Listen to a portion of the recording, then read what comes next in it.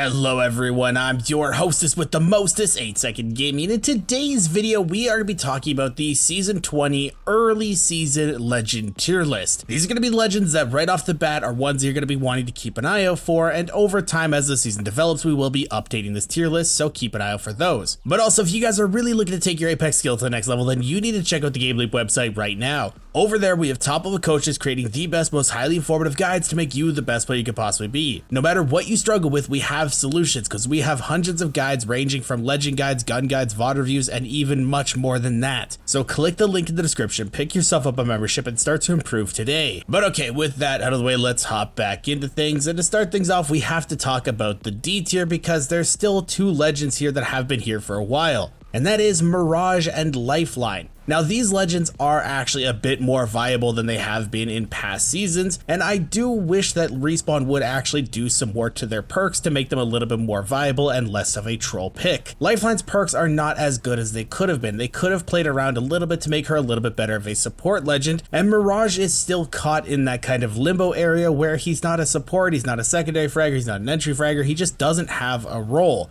With some more slight tweaking on their perks to really help them out a little bit, I do think that these legends could move up in the tiers, but for right now, they're still just not the best picks when it does come to the current meta, so they are going to remain in the D tier. Next up though, we have the C tier, and there's also two legends finding themselves here, and that's going to be Octane and Ballistic. Now, Octane's perks are good for what Octane wants to do, I'm not gonna lie. He can still be a very strong legend if you are one of the 0.0001% of people that can actually use the movement that he has. But if you're not that type of player, you are much better off picking a legend that is more useful to your team. Octane's usefulness comes as being a distraction and allowing your team to push up and do their own thing while you take all the fire and dodge all the bullets. But right now in the current meta of things, it's still how much utility does your team have to throw at the other team, and Octane does not have a ton of utility to use, so if you're not the movement god that Octane should be, then he is just a C tier legend. Now some people might be saying, well, what about Ballistic? He has a decent amount of utility and also allows your team to have a speed boost and faster reload and infinite ammo. And that is true, but Ballistic just doesn't really have anything else going for him. He is a very niche, unique legend that requires a full gameplay around him. If you're not doing what Ballistic wants to do and you're not deathballing, you're not getting the maximum usefulness out of him. And right now, there's just a lot better legends that do the deathball just a little bit better than he does. And they also offer more to the team in terms of utility as well. Can Ballistic be good? Absolutely. Every single legend in the game is viable in their own sense. But in terms of the meta right now, Ballistic just is not that strong, so I'm keeping him in C tier. Moving into the B tier though, we have four legends here, and that is going to be Ash,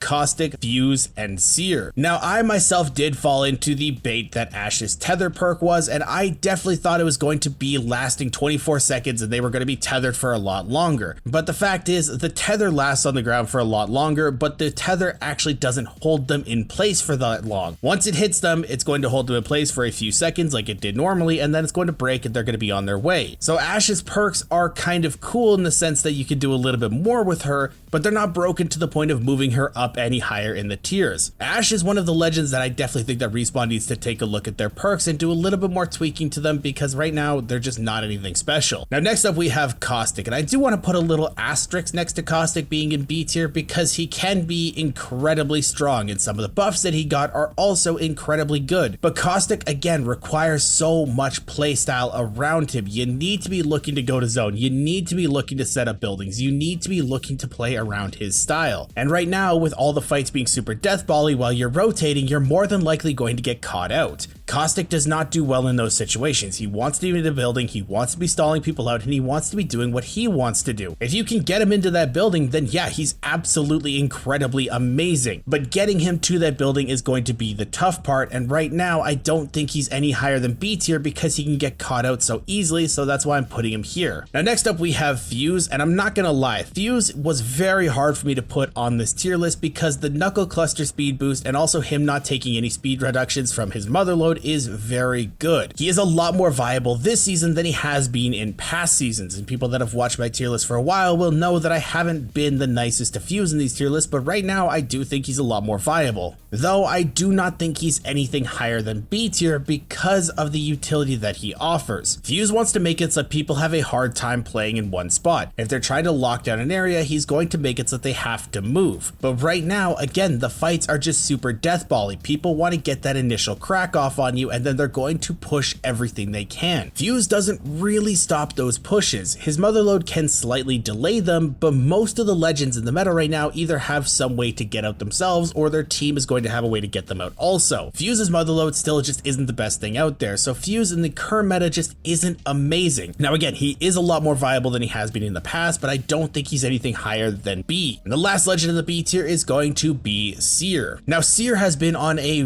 roller coaster the last few seasons because he was bad, and then his Watson picked him up and everybody saw how good he was, so then he was meta and everybody had him, and then he got nerfed and nobody wanted to play him. But now with the perks, they've kind of made it where you can pick and choose your own way with Seer to make it to the point that he used to be. He's not nearly as strong as he was, he's not an S tier legend, but he's more viable than he has been the last couple of seasons after the nerfs that Respawn hit him with. I don't think that he's going to be the top tier scan legend because Crypto and Bloodhound are just much better options, but he's not a troll pick like he has been like the past 2 seasons. He is actually a viable pick, and if you enjoyed playing him before and you want to pick him back up, he is definitely a good spot to do that. But now we can move into the A tier, and there's actually quite a few legends falling into this because the perk system has made them all pretty balanced. Finding themselves in this tier are Bangalore, Gibraltar, Catalyst, Crypto, Horizon, Loba, Valkyrie, Watson, and Vantage. Now Bangalore did take a little bit of a hit with the Digi-threats being removed from SMGs. You're no longer allowed to play her super aggressive, smoking the enemy team, running up, playing inside the smoke, and doing things like that. That was what was making her meta, the hard-hitting, aggressive deathball playstyle that she enabled. Now if you want to do that, you have to either run an RE45 for the pistol Digi-threat or a shotgun to have the Digi-threat on that, or maybe just run a Bloodhound, but then only Bloodhound can really see because the scan doesn't last that long, and there's just a lot of things that don't stack up in Bangalore's favor. She's not a bad legend per se because some of the perks that she did get are pretty viable, and she still is good in her own ways because she can block off line of sight, and because she doesn't have a Digi-threat means that the other team probably doesn't have one as well. They're not as common as they used to be. So her smokes are a lot safer to play in when you are in a fight. You can heal in them, you can use the perk to get your HP back inside the smoke. There are still a few tricks that Bangalore players can have up their sleeves. She's not the standout legend that she has been the past couple seasons, but she's not a bad legend, so I'm going to be putting her in A. Now next up we have the big boy Gibraltar, and right now he's not the best support that's out there, but he is still a super viable support. The changes to his bubble with the perk system is absolutely nuts.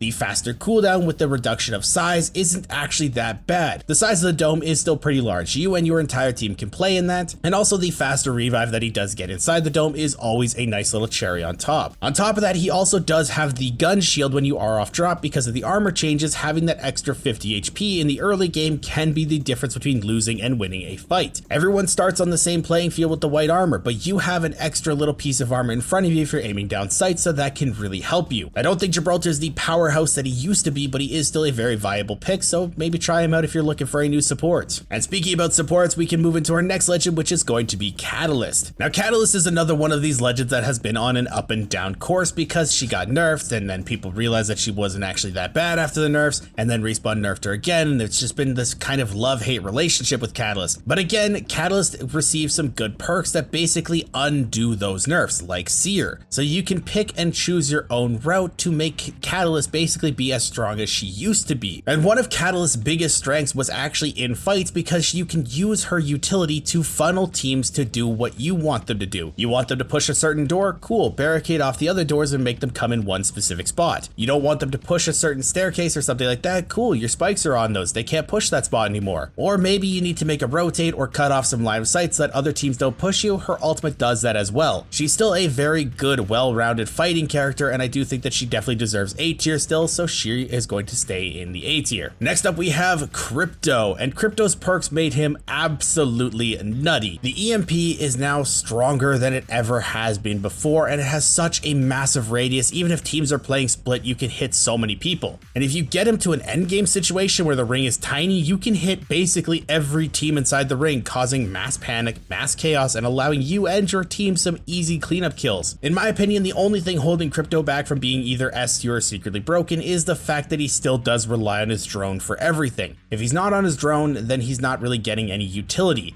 And also on top of that, like Caustic and Ballistic, Crypto does require a very specific playstyle and also a lot of team coordination and communication. If you don't have that, Crypto really falls off, so that's the only thing that's really holding him out of those higher tiers. I definitely think that Crypto is going to be a lot stronger this season than he has ever been, and you might actually see him popping up more and more as the season goes on. Next up though, we have Horizon, and Horizon's Horizon. I think people that have been playing this game for a while will know that Horizon is just a strong character. There's not a whole lot that Respawn can do to really take Horizon out of the meta because her passive, her tactical, and her ultimate are always just going to be so strong just off of the things that they do. Her ultimate can win fights on their own. Her tactical can allow you and your entire team to push high ground or even give you a safe space to play in the endgame scenarios or even during a fight. And her passive makes it very hard to chase Horizon or even allow you to open up some opportunities while dropping on teams. She's just a very overpowered character, and there's not really a whole lot that Respawn can do to take her out. Her perks suck. They really do. They're awful, but she's still a good legend. She's still A tier. Now the next legend is going to be Loba, and Loba has been kind of in the S tier or even secretly broken tier the past couple seasons because she's been a very strong legend. But right now she's kind of moving out of the meta again. People aren't opting to pick her up because the black market just isn't really needed anymore because of how deathbally things are. Usually all the death boxes are right beside each other, and also her bracelet isn't really unique anymore. With Revenant doing basically the exact same thing as her, she doesn't really have that uniqueness in the meta, and she doesn't really have anything that opens her up. That being said, she still does have a very strong and very good kit in a lot of different situations. And with the bracelet perk being able to throw it and move insanely fast, or also being able to take some extra stuff out of the black market or having the increased range, she does have a good options of perks. Just because she's not unique anymore or other legends are doing her job doesn't mean she's a bad legend. She's still A tier, so here she'll stay. Now next up we have Valkyrie, and Valk is going to be one of the legends that her old mains are going to be happy with because she's back in a spot where people can use her. For the last couple seasons, Respawn has just been hitting her with nerf after nerf after nerf, and it's just been taking her ever more out of the meta. They made it so her ult didn't go as high, they made it so that it was slower to activate, they made it so that her jetpack was worse, they made it so that her rockets were worse, and they also introduced the mobile redeploy balloons. So there wasn't really a need for Valkyrie. But now with her perks, it basically just puts her back to where she used to be. You can go higher with the ultimate, you have better rockets. It just puts her to the spot that she used to be before all the nerfs, and she's going to be more viable than she was in the past.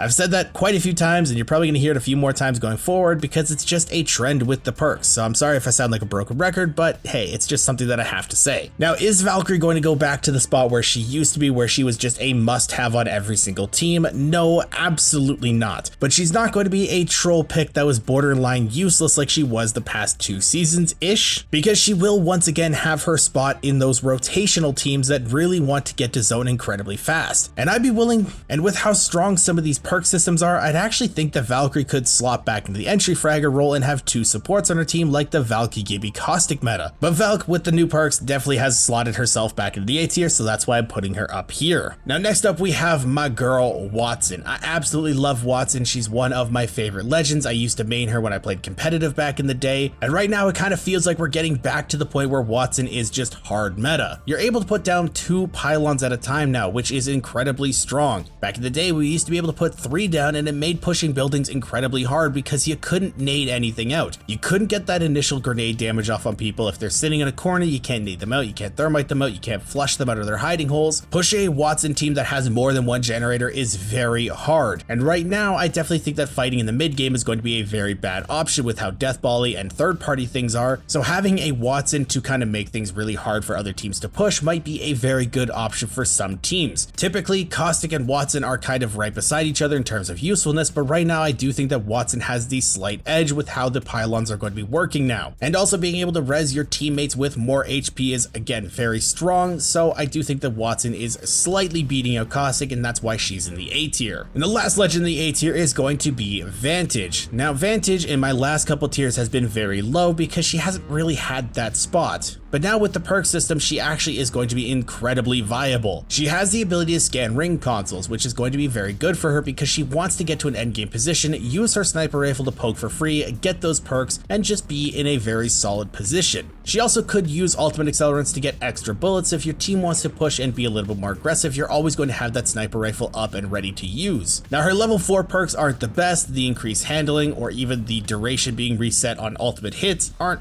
super fantastic. They're not very standout picks, but they are nice little cherries on top. Me personally, I think I'd rather take the cooldown refresh for my tactical whenever I hit somebody with my ultimate so that I can be constantly repositioning and not really be caught out after I use my jump. But I definitely think that this is going to be moving Vantage a lot higher in the tiers, and especially for solo queuing, it might make Vantage a top tier legend for that once again. But that is our A tier done, so now we can move into the next tier, and that is the secretly broken tier. Now there's usually 1 or 2 legends in this tier, but actually come season 20 there are 3 legends in this tier, that being Mad Maggie, Pathfinder, and surprisingly, Rampart. Now Mad Maggie has absolutely crashed her way into the meta this season with how aggressive she can open up plays. The riot drill being able to make it so people aren't able to play behind doors or anything like that while they're healing up is very strong, and her wrecking ball making so much space unplayable is incredible for fights. Now I know that some people might be thinking about, well, when I said Fuse doesn't really do things in fights because people aren't going to be staying in the same spot, it's a little bit different because Maggie is following up on her damage. Fuse isn't able to do the same things that Maggie does because he isn't as aggressive. When you throw a Maggie ball, when you throw a riot drill, you're trying to follow up on that damage. If somebody is forced to move, you are trying to cut them off so you can be aggressive and fight them in the open. Fuse doesn't really do that the same way. But right now with all of the area denial that Maggie has, she's basically just a better Fuse in that sense, and she also has the aggressiveness that you really need in this meta. You can catch people really off guard with how strong the riot drill is, with how much depth it can actually get. Like it can go something like 18 meters with the upgraded perk. So somebody that's behind a really thick wall thinking that they're safe, you just throw a riot drill, burn them, they're dead, and they just get caught completely off guard. I played Maggie a lot when she first came out. I loved her when she first came out, and I might actually be starting to pick her back up because of how good she actually is this season. But next up we have the Samsung LED Smart Fridge Pathfinder. And Pathfinder was beat down by Respawn for season after season after season. They showed him no love. They gave his passive to everybody else. It was just awful. But now finally Pathfinder mains and people that had to force themselves to swap off Pathfinder because he was useless can rejoice because he is once again super aggressive. Before, the biggest advice that Pathfinder mains gave to people was to just not grapple into fights. You wanted to save it to get out of fights. But now you can use your grapple to get into fights, knock somebody, and get out perfectly safe because your grapple gets reset on knocks. That is so stupidly strong. I cannot stress this enough. Pathfinder is going back to his old ways. Now I do want to warn you guys though, just because he can get in and out perfectly fine with the grapples doesn't mean he's always going to get out scot-free. He still does have the massive hitbox. He still does have that issue. So teams will have an easier time hitting you, but if you're able to really get his movement down, you should be able to get in and out no problem. It might take a little bit of practice though, so just be warned with that. Now the last legend of the secretly broken tier, and probably the most surprising legend on this tier list, is Rampart. And I say the most surprising because before, Rampart was like a C tier legend. She didn't really have a job on the team. She was a support technically, but she didn't really offer anything to the team in that way. It took a lot to set her up. She didn't really have any options, but now with the perks allowing her to have either increased handling on Sheila or the ability to reload incredibly fast and allow you to have so much cover fire potential, is shooting her up into the secretly broken tier. You are going to be able to catch people off guard if you are able to set up in a fight. The amount of bullets that you're going to be able to send down range at enemy teams is absolutely nuts. The handling speed makes reloading so fast, and even on Sheila, whenever you run out of bullets and you need to reload, it is stupid fast. This is one that caught me off guard and actually made me think, hey, do I want to start playing Rampart now because of how good this actually can be? Rampart has a ton of potential this season, so if you wanted to pick her up, I think you should try it out and let me know how it goes in the comments below. But now we can move into the last tier, the S tier, the top, the cream of the crop, and starting off we have Bloodhound, Conduit, Newcastle, Revenant, and Wraith. Now Bloodhound has just once again been a standout character. The perks are incredibly strong. You get reduced cooldown on your tactical, your ultimate heals you when you get a knock in it. You can still be stupidly aggressive with how fast you are in your ultimate. The scans outline enemies so your team knows where they are. If there's a Bangalore or a smoke or a caustic gas or anything like that, you can see through it. You have free digi threats. Bloodhound is just so good in so many different scenarios, in so many different ways. There isn't really a spot that it can be other than either bottom line A tier but top S tier. They are the go-to scan character. They are probably the go-to aggressive character. They're just top tier in every single way, so S tier they are. Next up we also have Conduit in the S tier, and Conduit didn't really get any drawbacks this season. She was very strong last season and I definitely thought that Respawn was going to be trying to knock her down a peg, but she is still ridiculously good. The fact that she can give her teammates free shields without them actually having to stop the fight is still very good. The perks for her ultimate are also very good. There's not a whole lot that really can stop a decent Conduit. She can reset fights really quickly, she can cut off rotations, she can cut off escapes, she can cut off pushes. Just an insanely strong aggressive support if you want to fight. But she's not the only support finding themselves in the S tier, because Newcastle is still staying an S tier legend. He was a strong legend before, like ridiculously strong, and they just made him even stronger with the perks. Because Respawn is using the perks to balance legends out, usually they want you to pick and choose between two good perks to make it so that they have to go one way or the other. But with Newcastle, he has 4 incredibly good perks that won't really hinder you no matter what you take. Like if you look at Horizon, for example, in her level 4 perks, if you want to get a reduced cooldown on your tactical, you don't get reduced cooldown on your ultimate. There's a trade-off there, so are you going to be using your ultimate more, or are you going to be using your tactical more? You have to decide. But with Newcastle, there's no real downside to picking anything, because if you want the increased health on your ultimate, it's going to be making people waste so much ammo to take your walls down. If you want to have the option to push teams a lot faster, you can make your mobile shield move a lot faster with you being the same speed as you're sprinting with weapon speed, or you can make it have even more health if you find yourself being pinned down, so you're again forcing teams to use way too much ammo. Or you can have it so that when you revive a teammate, they're going back up to 75 HP. You basically have a gold knockdown shield on you built in. And again, you have so many different options, because if you find a gold knockdown off drop, then you don't have to take the revive ally with 75 HP,